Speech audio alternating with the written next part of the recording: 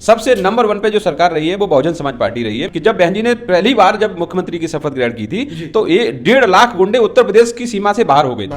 तो मैं सबसे बड़ा जो सबसे अच्छा जो शासन रहा है वो उत्तर प्रदेश में बहन जी का रहा है। ओबीसी विरोधी भारतीय जनता पार्टी तो हमेशा ओबीसी विरोधी पार्टी रही है जी। वो तो उसने तो ओबीसी के लिए कभी कुछ किया ही नहीं है। स्वामी प्रसाद मौर्य जो हमारे अभी पार्टी को छोड़ा है, इन्होंने 4.5 साल वहां पे मलाई खाई। उसके बाद ओबीसी की इनको याद आती है, उसके बाद इनको एससी की याद आती है, दबे कुचले शोषण वंचित समाज की याद आती है। तो मैं कहता हूं कि इनको पहले क्यों नहीं याद आई।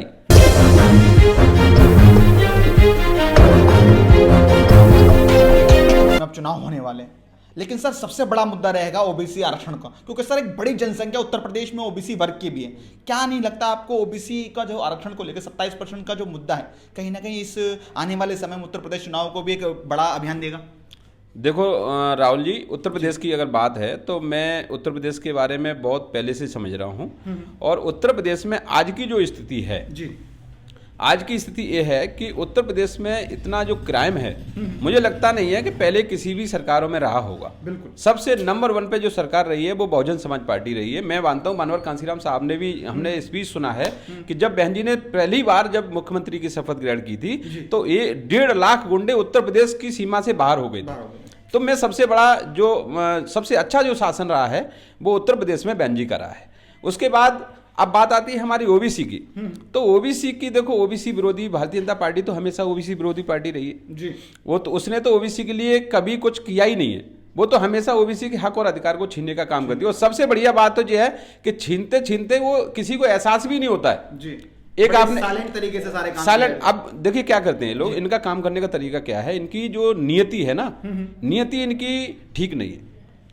नीति तो ऐसी दिखती है ठीक है, क्योंकि ये जो इनका जो जोड़ तोड़ का जो काम है ना, जैसे कि बघेल को बना दिया किसी मंत्री बना दिया, कुशवाहा जी को बना दिया, किसी यादव जी को बना दिया, या अभी भी जो अभी 6 महीने पहले अगर हम पीछे जाएं तो उत्तर प्रदेश में कैबिनेट विस्तार किया गया था, उसमें 7 ओबीसी मंत्री बनाए गए थे। तो कहीं ना कहीं उत्तर प्रदेश की जो आने वाले चुनाव को देखते हुए बनाए गए थे। देखो इनका क्या है कि इनका हमें बात समझ में तो आती नहीं है कि ये क्या करते हैं क्या नहीं करते। अभी हमारे एसपी सिंह बघेल जी हैं, ऐसी सीट से चुनाव लड़ रहे हैं, ऐसी सीट से चुनाव लड़ रहे हैं और ये पैरवी करते हैं ओबीसी समाज की।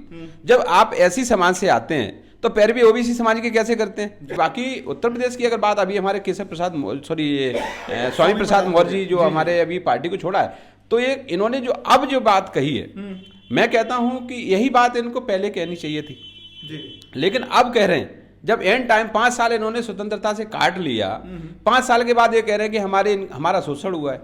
तो आप जब बने थे, शोषण तो उसी टाइम पे चल रहा था जी। शोषण तो उसी टाइम पे चल रहा था। स्वामी प्रसाद मौर्य जब छोड़ के आते हैं पार्टी से, मैं उनका ट्वीट पढ़ रहा था, वो कह रहे थे मैंने पिछड़ों की बात नहीं रख पाया, मुझे इस बात का दुख है, मैं आदिवासियों की बात नहीं रख पाया, मुझे इस बात का दुख है, और मेरा खुद का शोषण हुआ। तो सर ये 4.5 साल बाद याद आ रहा है क्या सर को? मैं यही कह रहा हूँ कि इन्होंने 4.5 साल वहां पे मलाई खाई।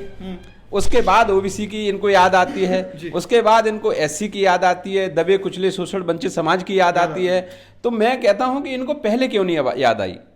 लेकिन मैं तो फिर भी कहता हूं चलो ठीक है, जब याद आई जब जागे तभी सवेरा। लेकिन ये तो मूवमेंट के व्यक्ति थे, बहन जी के साथ के व्यक्ति थे, मानवर कांसीराम साहब के साथ के व्यक्ति थे। ये कैसे चले गए उधर, मुझे यही समझ में नहीं आया। लेकिन आज भी मैं कहता हूं कि अगर सुबह का भूला हुआ व्यक्ति शाम को भी अगर सही दिशा में आ जाता है, अपने घर पे आता है, तो मैं उसको भी ठीक से समझता हूँ कि वो ठीक है, अपनी जगह पे ठीक है। लेकिन बात करो, ओबीसी की बात करो, एससी की बात करो, हक की बात करिए।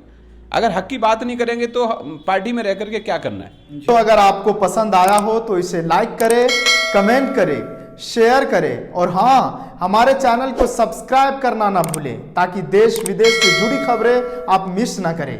क्योंकि कोरोना काल में 2 गज दूरी, मास्क है जरूरी। नमस्कार।